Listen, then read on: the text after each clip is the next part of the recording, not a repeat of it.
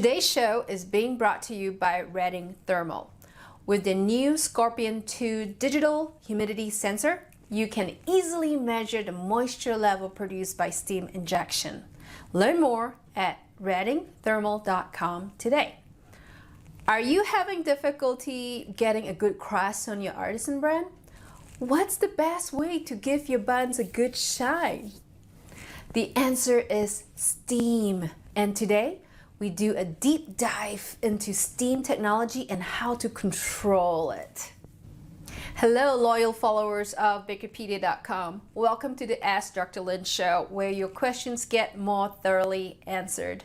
Many of you come to Bakerpedia.com seeking answers to your daily technical questions. So hey there, and thank you for joining me today. I am Dr. Lin from Bakerpedia, the world's largest resource for technical baking information. Why do I say that? Well, because we have just surpassed 1 million pages read. That's right, in 2019 we had over 1.1 million pages read with an average time of 6 minutes per page. So bakers like you are sitting there and reading our pages for a long time and then asking more questions.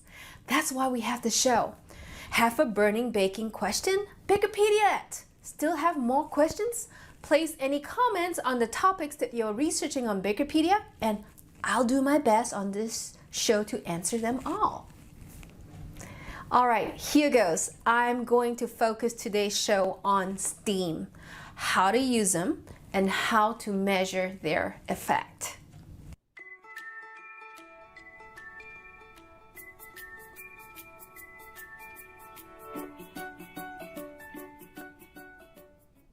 You can give your bread a better crust through the application of steam, and not just like a steam room or a sauna, but an actual jet of highly heated steam.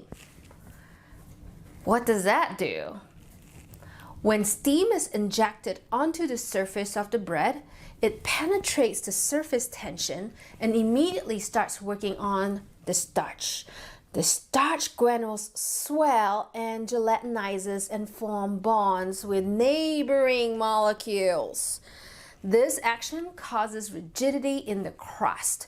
The more forceful the steam injection and the longer it bakes, the more crusty your bread will be. Therefore, your steam injection technology needs to be precise.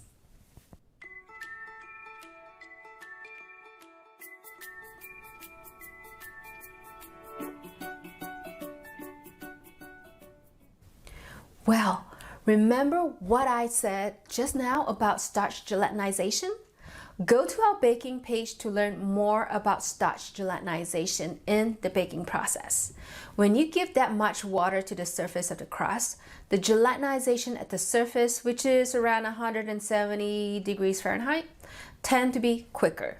This fills out the tiny crevices at the surface, reducing porosity.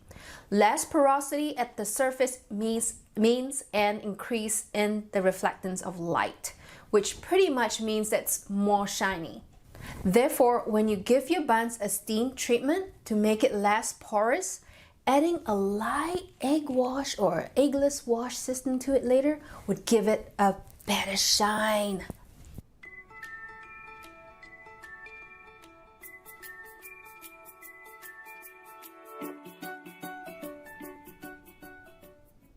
Before you do that, I would highly recommend that you check out this page on humidity and understand what's going on in the different zones of your industrial oven. It's so important that you do this. Why do you do that? Well, by sending in a humidity sensor, you can understand your humidity profile in your oven.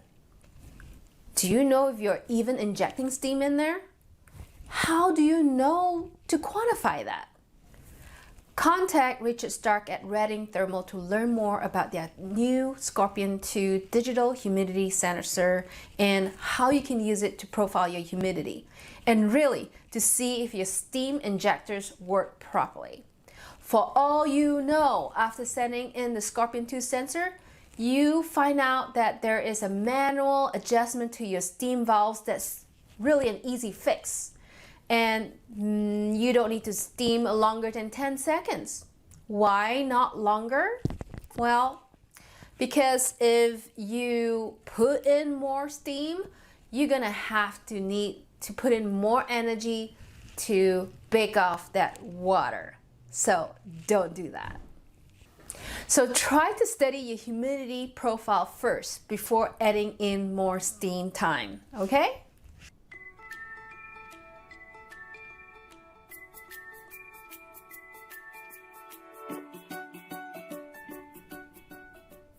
Believe it or not, this is a common problem due to the increase in output of the oven. Now, your humidity profile should look like this, with a peak in zone 1 and an immediate reduction in zone 2.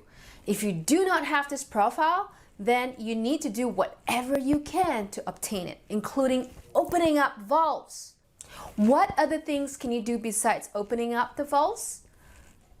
You have to either increase the baking temperature to drive out the water or to put in another oven zone.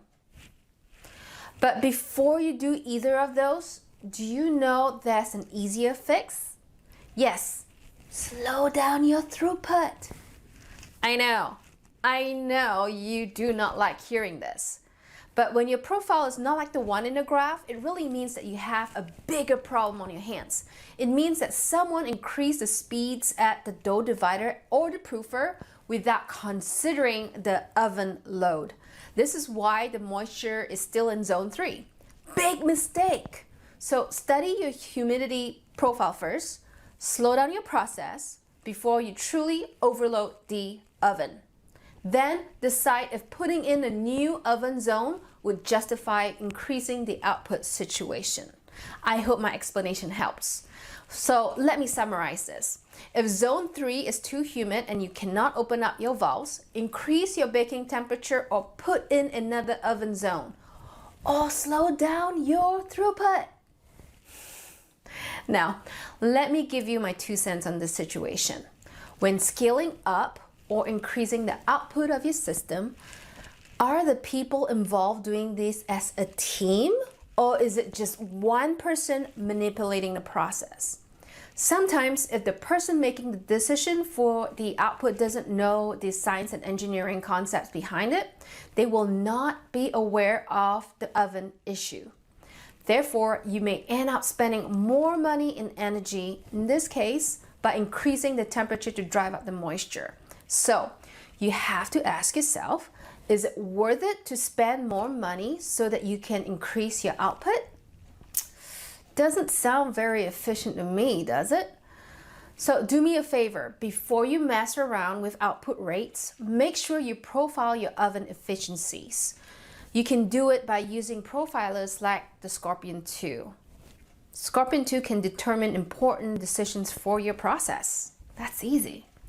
All right, I'd like to do a shout out to our sponsor Reading Thermal and their new Scorpion 2 digital humidity sensor.